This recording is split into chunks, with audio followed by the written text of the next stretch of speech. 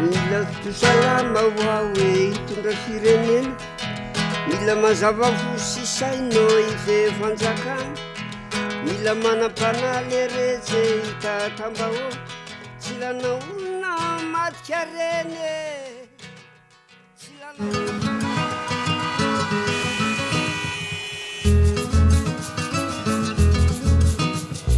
mila salama hoaho mitondra firenena, mila mazava fo sy sainao ny ve fanjakana, mila manam-panahy le rehetra mitatam-bahoaka, mila manam-panahy le rehetra mitatam-bahoaka.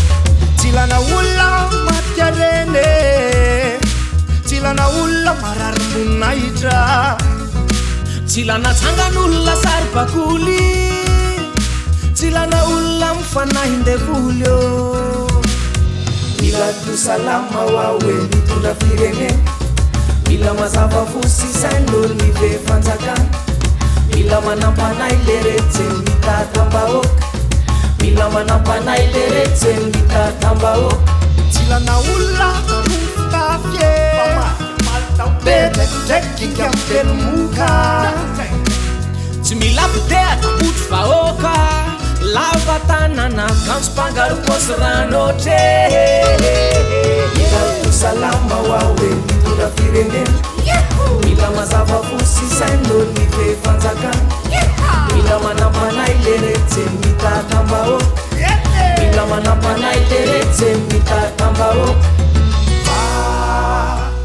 ilan'olo mahay manangana ny mateza sy ny maharitra, zay antoka marina norina ny maso mahafinaritra, antom-panahy olo-pahendrena mino an'Andriamanitra ô, manaja ny hena vonina mpiadan'ny ambany lanitra. sika ponose atao anaty sambo, resakina fihavanana fifankatiavana asa atao akambo.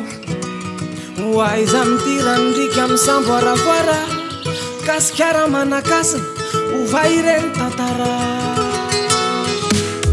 Mila salama hoaho mitondra firenena, mila mazava fo sy sainao ny ve fanjakana, mila manam-panahy le rehetra